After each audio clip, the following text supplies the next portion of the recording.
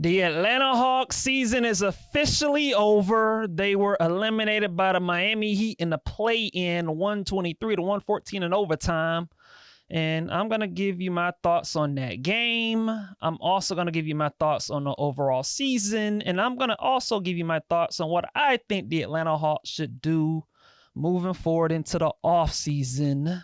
But before we get started on that, I want to tell you guys to hit that subscribe button, like, comment, and share, and to continue to support my channel. Big as the Super Bowl. Yeah, the Atlanta Hawks season is officially over. They lost to the Miami Heat in the play-in, the second play-in game. It was, 123-114 in overtime. It was a, pretty interesting game. The game didn't start off too well, for my Hawks. But they got it going in the second half. They came back, got the lead in the fourth quarter, and for a while it looked like the Atlanta Hawks was gonna bring the game home, and then Miami kind of got back in it, and the game went in overtime, and Miami got hot, made a few threes, and that was all she wrote. With that game. And yeah, the Atlanta Hawks lost. They fell short. They did not get into the playoffs. They were eliminated, in the play-in. And, look, man, congrats to the Miami Heat. They did their thing. They became the first 10 seed to, win 2 play-in games to get into the playoffs. And so, big ups to them. And so when I look at that, and when you look at the results of that game, and you look at the Atlanta Hawks season, they finished the year 40-42. They were under 500. And look, on one hand, many fans will probably look at that and just say, oh, well, another losing season, another year of the Atlanta Hawks getting into the play-in. Ho-hum, Groundhog Day, same old Hawks. What a disappointment, right? Like I'm sure a few fans that are watching this channel will have those thoughts. Well, you know what? I actually believe that this season that the Atlanta Hawks had was a success. Yes. I am here to tell you that this season, despite the fact that the Atlanta Hawks had another play-in season, and despite the fact that the Atlanta Hawks once again had, an under 500 record and they did not make the playoffs, I think this season was a success for the Atlanta Hawks. And I'm going to tell you why this season was a success for the Atlanta Hawks. And the reasons why I feel that way is kind of twofold. Coming into the season, I don't think many people expected the Atlanta Hawks to win, 45 plus games and be a top 6 seed. Like, I don't think many people expected that from this team. Now, look, before the year started, I had my hopes for this team. I had some optimism. I thought this team could win around 43, 44, 45, be a somewhat of a surprise Eastern Conference team. And they could be like the 6th seed, or so. I had my optimism and hope for this team. But the reality is, when it comes to this Hawk team, Jalen Johnson got injured. And he ended up being out for the year. And the moment that happened, the year kind of went down the drain. The thought of the Atlanta Hawks doing something serious this season just went out the window.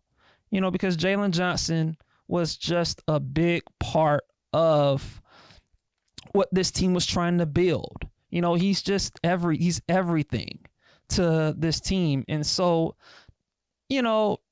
despite that, I think the fact that the Hawks were able to get the 40 wins and get as far as they did, as far as getting the 8th seed in the Eastern Conference, and for them to position themselves to win 2 games to get in the playoffs, despite the fact that happened, I think that's mildly impressive to me.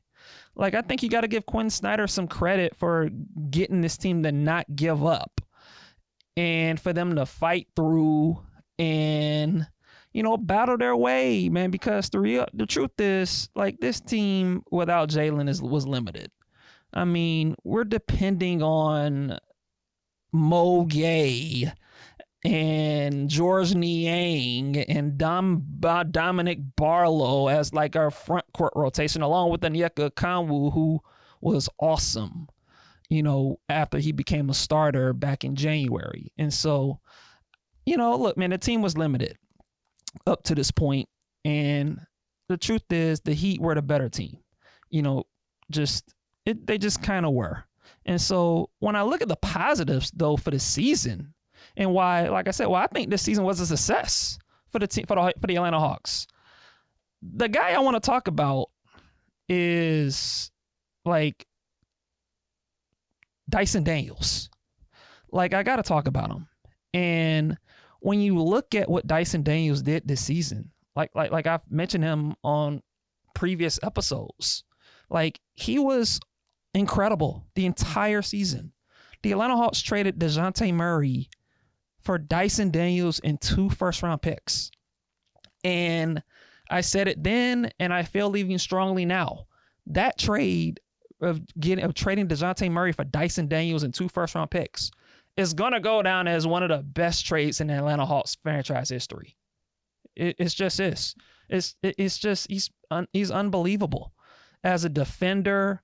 The way that he can guard on the ball, off the ball, the way he can get steals, the way he can disrupt dribbling actions, DHOs, and he's just incredible defensively, and well-deservingly, he's going to make an all-defensive team. And arguably, at least in this guy's opinion, should be the defensive player of the year. Now, he's not going to get the defensive player of the year, unfortunately. I think it's unlikely that's going to happen. But he was awesome defensively.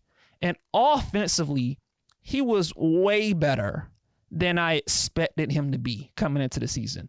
He's, like I said, he was impressive as like a driver, getting to the basket more, making plays in transition.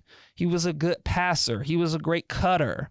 His shooting gradually got better. He still needs some improvement in that area, no question about it. But he shot 34% from 3 on 3 attempts. Like, he's not like a zero. He's not a complete zero as a shooter. And so I think his game gradually improved offensively, and defensively, he was awesome. He was as advertised on that end and then some. And so I want to give a shout out to Dyson Daniels, and it's just a few other guys, like your key core players that you wanted to see growth from showed that. Like, they showed real growth. From Dyson Daniels to Zaccharie Risacher to Onyeka Okongwu to Jalen Johnson before he got hurt. I want to start with I want to talk about Zaccharie Risacher. I thought as a rookie, I thought he was impressive. I talked about him on a couple of episodes ago. Zaccharie Risacher, like, he was impressive. He started off the season a little slow, but guess what? In each and every month, his production and his statistical output got better and better and better by month, to the point that since the start of the new year, he was averaging 14 points a game, 3 rebounds on 50% shooting and 40% from 3 with an over 60% true shooting percentage.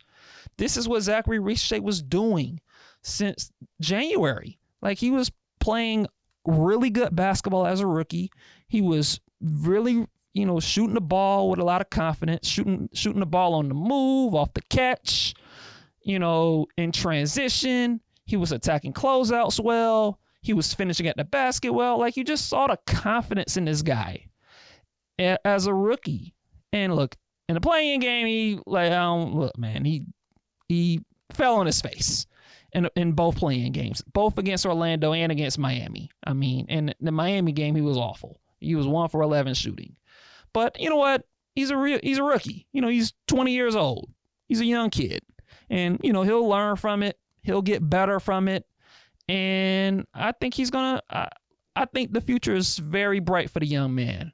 And so I'm pleased with what I saw to Zaccharie Risacher. Onyeka Okongwu, I got to talk about him. You know, just awesome. Just an awesome play. Awesome player. Just the way he played since he's been a starter.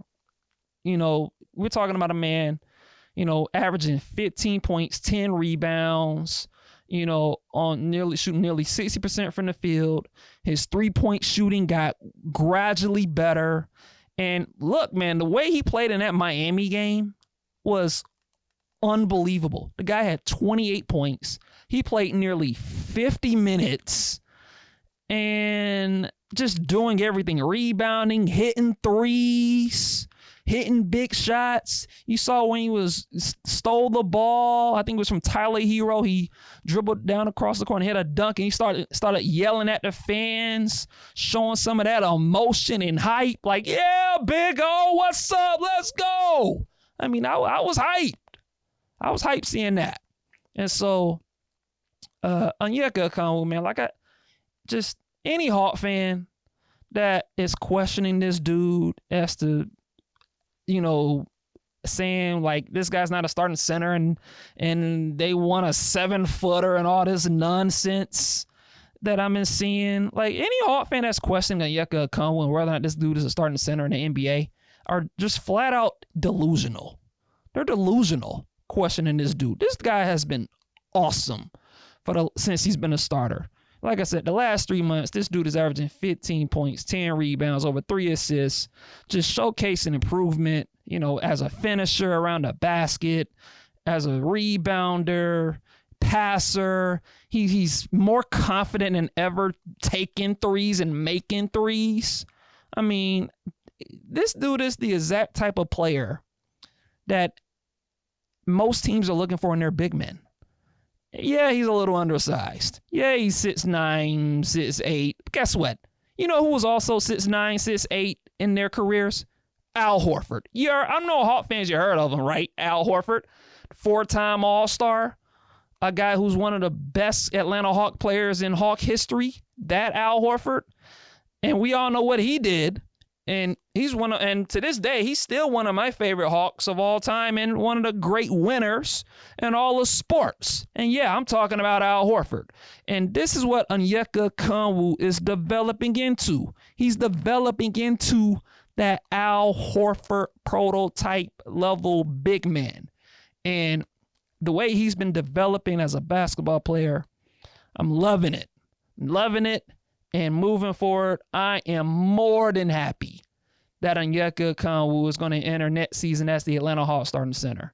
And so I'm just the development that we've seen out of Onyeka this year, out of Dyson Daniels this year, out of Zaccharie Risacher, and, you know, Jalen Johnson. Unfortunately, he was out. He injured his labrum and he ended up being out for the year, which, like I said, it was a big bummer, you know, losing him for the season, because in this guy's opinion, if Jalen Johnson were healthy and had he not torn his labrum, I believe the Atlanta Hawks at minimum would have been the 6th seed in the Eastern Conference, if not possibly even the 5th seed.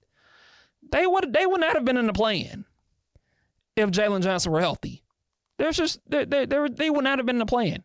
And just for a reminder of you people as to what the Atlanta Hawks did with Jalen Johnson healthy, they beat the Boston Celtics twice. They beat the Cleveland Cavaliers twice. They beat the New York Knicks twice. They beat the Milwaukee Bucks twice. And they beat the Los Angeles Lakers. They've beaten a lot of good teams when they had Jalen Johnson healthy. And like, there's no reason for me to not believe that this team would not have won a lot more games. Like, this team with Jalen Johnson healthy, I mean, they ended up winning. They won 40 games to close out the year. You're telling me that with a healthy Jalen Johnson, this team couldn't have won, like, I don't know, 46 to 47 games? You know, like, this team with Jalen Johnson healthy would have absolutely been at minimum the 6th seed, possibly, maybe even probably 5th as well, ahead of the Milwaukee Bucks. They would have been right in that 5 to 6 seed mix with Jalen Johnson healthy. There's just no question about it. And so, losing him was a big bummer, and it just hurts, man. Like it's a big bummer. And so it hurts. And also, man, I want to give a shout out to Trae Young as well. I can't forget about Trae Young. I think Trae Young, even though the shooting percentages wasn't there for him, quite there compared to where he's been previously in his career, I think from Trae Young's standpoint, I think from a leadership standpoint, I think from an overall process standpoint, I think from just an all-around play standpoint, I think this was Trae Young's best season. It might not have been his best overall shooting season from Trae, but I was really pleased with how Trae Young was able to lead this young group, how he was able to, lead. I thought defensively, I thought he played better on that end this season than he's ever played. I love how he competed on that end. Obviously, we know he led the league in assists with 11.6. And it shows in how he was able to make his young teammates better. I got news for people. Zaccharie Risacher does not have the rookie season that he has without Trae Young. Trae Young made that young man better as a basketball player. Dyson Daniels does not have the season that he has without Trae Young. Trae Young made that guy better. Just from the standpoint of, with all the attention that Trae Young draws, he's able to find Dyson Daniels for open threes. He's able to find him on cuts. He's able to find him on 2-on-3 or 3-on-4 situations when Trae gets doubled. And he was able to find him, he was able to allow Dyson to, attack those gaps when he's driving, getting to the basket. And so I think Trae deserves a lot of credit for how he's able to elevate this offense despite the fact that this team didn't have the greatest shooting talent in the world. And despite the fact that, like I said, man, this is a young, team that needed guidance. And he was able to make Onyeka Okongwu better as well. Onyeka had those open threes. Trae Young was able to find him off those pick and pop situations. And so I think Trae Young did an awesome job of just diming up folks, hitting cutters and shooters in transition. He allowed the team to play a lot faster than they've ever played. And I thought Trae Young did a lot of stuff, did a lot of good things off the ball as well. He was able to set screens for his teammates, for Dyson Daniels, for Jalen Johnson when he was healthy. I think Trae did a lot of good. And most importantly, the one thing about Trae Young, he was clutch. And we saw it in the Miami Heat game when he was able to will the Atlanta Hawks back into that game. And he was able to hit a bunch of big shots. He had a step back 3 over Tyler Hero. He was able to, he was able to attack the ball to the rim when it was 6 seconds left and, attack Andrew Wiggins and hit a layup over him, with a second left in the game to tie that game, to send that game into overtime. And look, ultimately the Hawks ended up losing that game. But I think Trae Young deserves a lot of credit, man, for how he's able to, position his team to make, big shots late in games. And so I think Trae Young, and look, man, I can go on and on about Trae. I love Trae. I'm glad that he's an Atlanta Hawk at the moment, and I want him to stay. I don't want him to get traded. I want the Atlanta Hawks to keep him, and I think they will keep him this summer. And so I think Trae had a good year as well. And so, like I said, man, look, the Atlanta Hawks lost in the play-in. They had an under 500 season. I get it, man. Look, it's a little frustrating. But I think this season was a success for the Atlanta Hawks. This season felt different to me. The vibes were different. The vibes were positive. I enjoyed seeing these young dudes get better. I enjoyed seeing the Dyson Daniels get better. I enjoyed seeing the Zaccharie Risacher get better. I enjoyed seeing the Onyeka Okongwu get better. I enjoyed seeing Jalen Johnson before he got hurt get better. I even enjoyed Trae Young getting better. I liked what I saw from this team led by Quinn Snyder. I really do. I enjoy watching Mo Gay to a lesser degree get better. A lot of young players on this basketball team got better. Yeah, the results in the win column hurt. We didn't get as many wins as I wanted this team to get. I get it. But look, man, Jalen Johnson getting hurt it lowered our ceiling as what this team could ultimately accomplish. If Jalen Johnson were healthy, this team's winning 46, 47 games, and they're the 5 or the 6 seed. Without Jalen Johnson, this team at best is probably about mid-30s win team. That's just kind of the nature. That's just kind of the nature of the beast. And so, like I said, man, it just is in some ways is a bummer, but I also think there are some things to look forward to this season, and there's some things to build off of, this season based off of what we've seen, based off of, players like I said, Onyeka, Dyson, Jalen Johnson, Risacher, and even Trae Young, man. I think there's a lot to look forward to, this season. And, as we head into the off season, look, man, I think there are some things that I want to see this team do this off season for this team to get better and improve. And look, I want to start by saying this, despite the fact that, this team is not going to make the playoffs, it must be said, the Atlanta Hawks this offseason, they're going to have 2 first-round picks. 2 first-round picks. One via the Sacramento Kings, because we got that pick from the Kevin Huerter trade from 2-3 years ago. And so that pick is going to end up being either 13th or 14th. And we also have the Los Angeles Lakers pick, which, as of this recording, that pick is going to end up being, somewhere between 22 and 25. And so we're going to have 2 first-round picks. And so that's going to give us a lot more, optionality and assets that we can use to either maybe we can draft 2 players, we can trade both picks and move up in the draft, or maybe we can trade one or both of those picks for a veteran.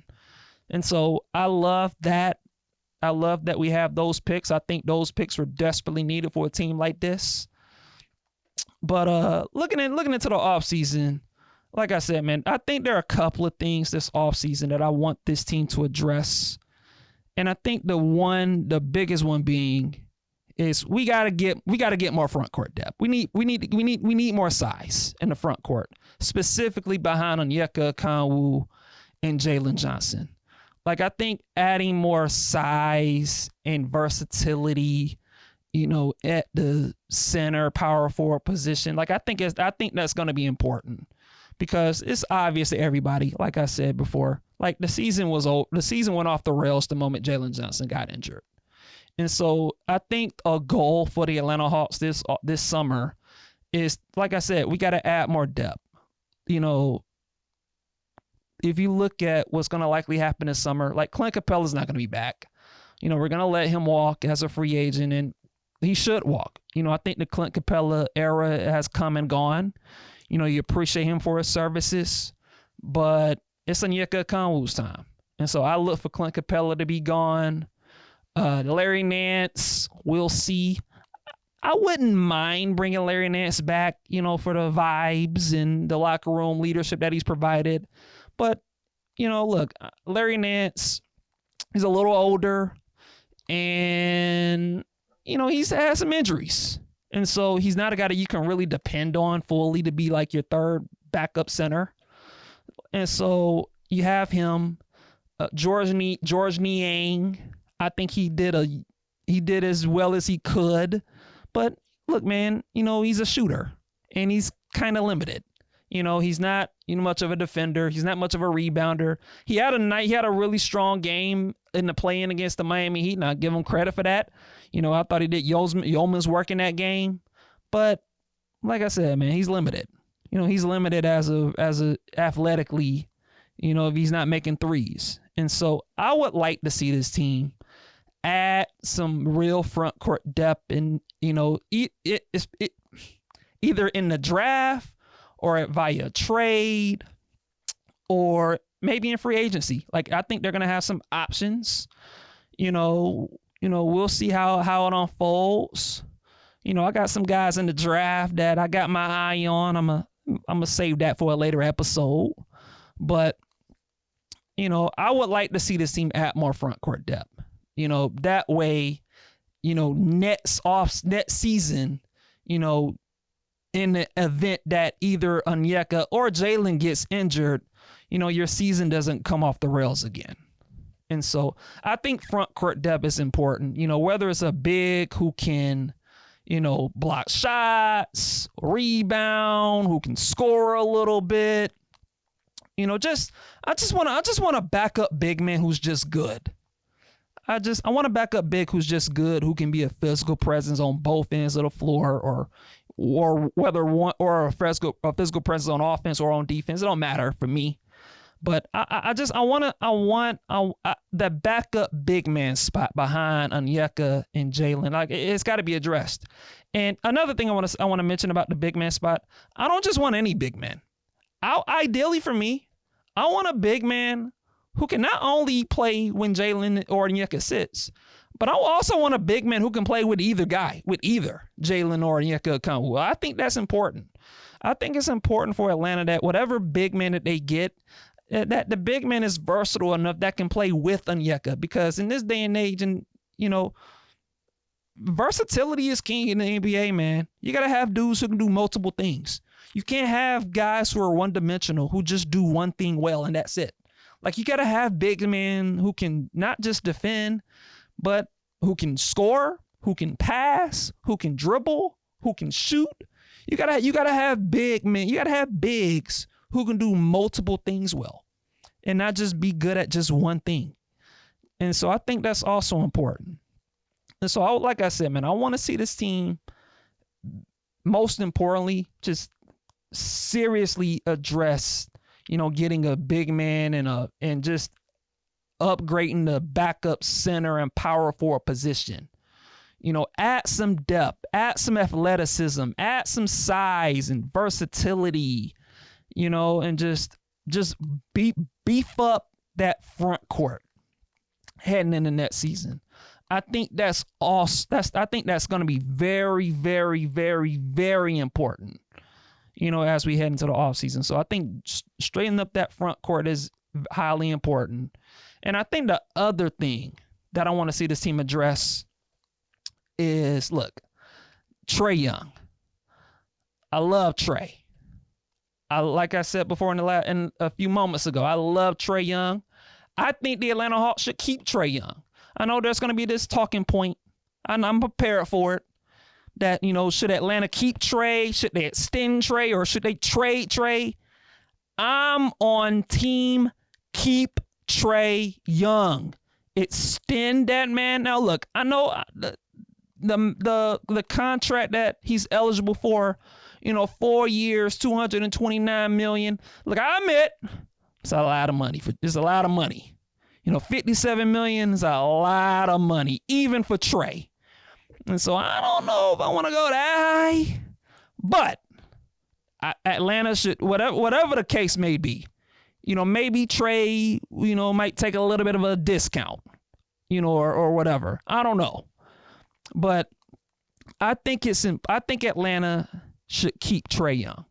I think they should absolutely keep him, because I think his playmaking is too valuable, and his talent and his ability speak for itself. I mean, the guy's a 4-time All-Star. The guy is one of the best playmakers in the league, and he's a capable scorer. And I think he's done a really nice job of being the face of this team. And so I think Atlanta should keep Trae Young. However, as much as I want Trae Young to stay, I think long term for the Hawks, if this thing is going to work with Trae Young being here, I think one of two things is going to have to happen. Either someone like a Jalen Johnson is going to have to develop as a half-court scorer that can give you, 20 to 25 a game, and he's a guy that you can give him the ball and say, get me a bucket in the half court, who can self-create for himself in the post or in the paint. Either that happens, or eventually Atlanta's going to have to trade for that guy. Ideally, a guy that's over 6'6", who can get a bucket in the half court and score and take pressure off Trae, because as much as I love Trae Young, it's just hard. When it comes to his scoring, it's just so hard for him as a scorer. Everything is so hard for Trae Young as a scorer.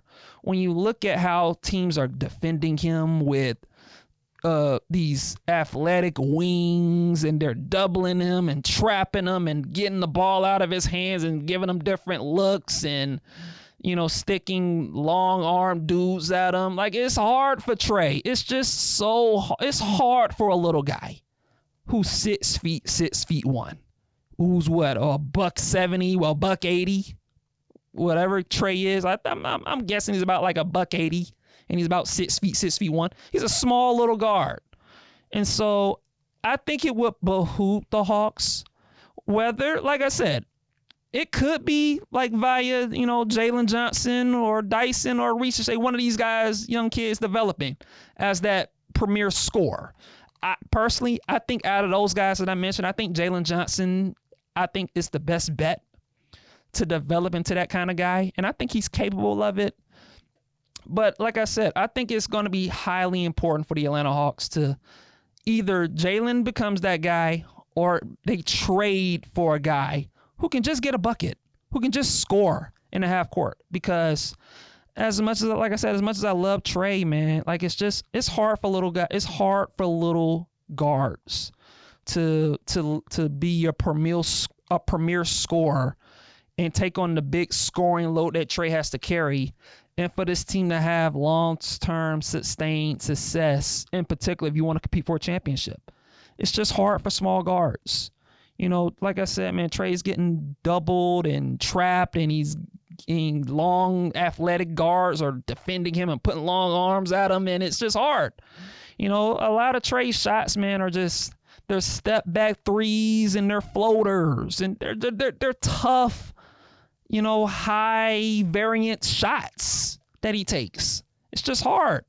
And look, he gets to the free throw line a great deal, and that's great.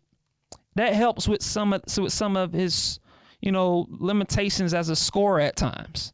But they got, like I said, man, I think long term for this Atlanta Hawks franchise, assuming we're going to keep Trae Young and extend him, which, like I said, I expect, and I will be highly disappointed and shocked if Trae isn't extended and kept heading into next season.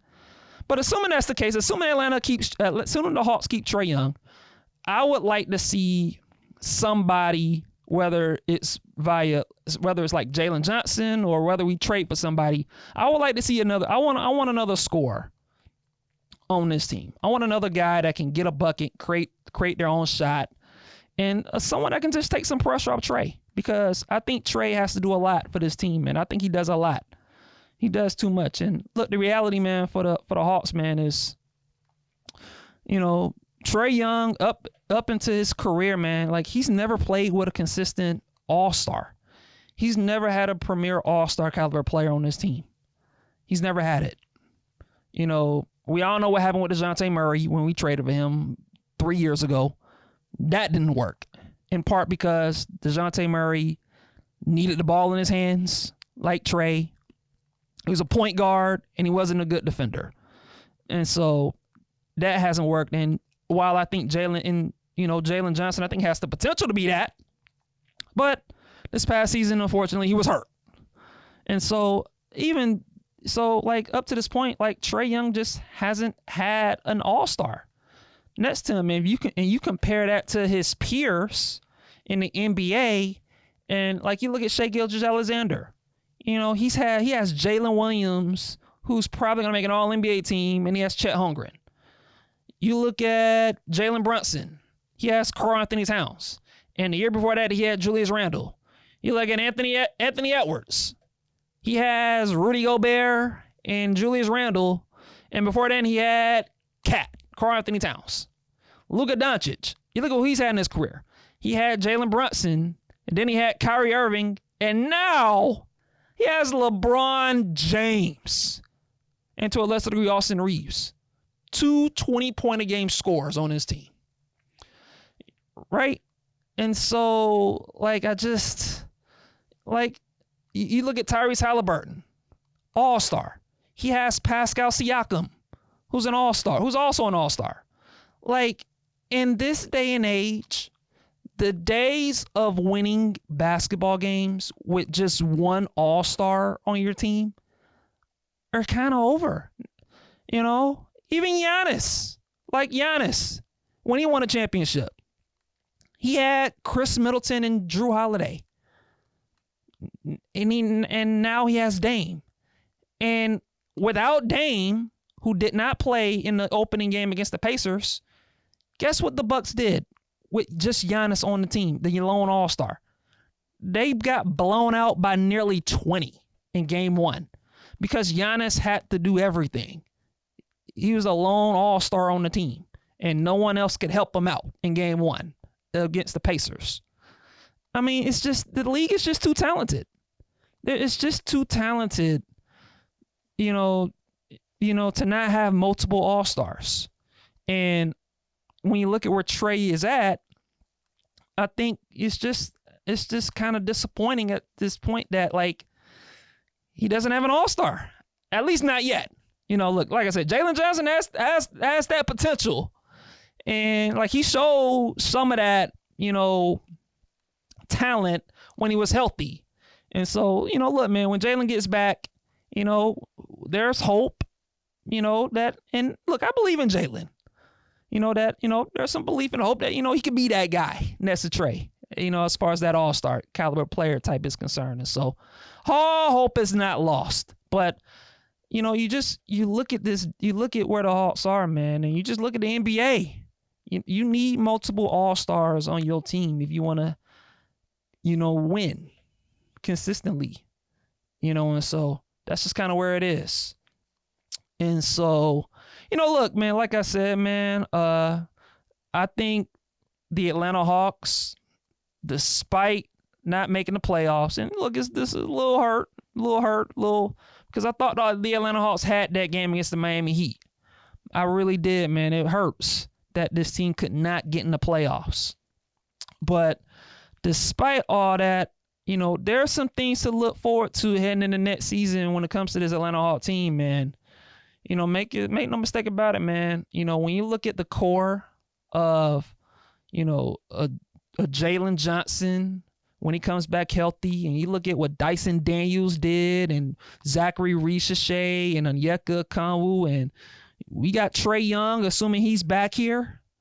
That's a really nice core 5. That's a really nice little starting 5. Without question. And, I think that's a really good starting point. And when you look at the fact that this team's going to have 2 first-round picks this summer, and you look at the fact that this team's going to have some cap space to use to, add and upgrade the team, I think the Atlanta Hawks are in good shape, man. And, look, man, if we can just beef up this front court, add some depth, keep this core 5 together, and, maybe we add another scorer or 2 or a shooter, and this team just continues developing, I think there's a lot to look forward to when it comes to these Atlanta Hawks next season. And, look, man, Hawk fans, my message to you guys, it's going to be okay. We're going to be okay. We're going to get these weaknesses addressed. We're going to get these things fixed. Our day is coming. There's a light at the end of the tunnel.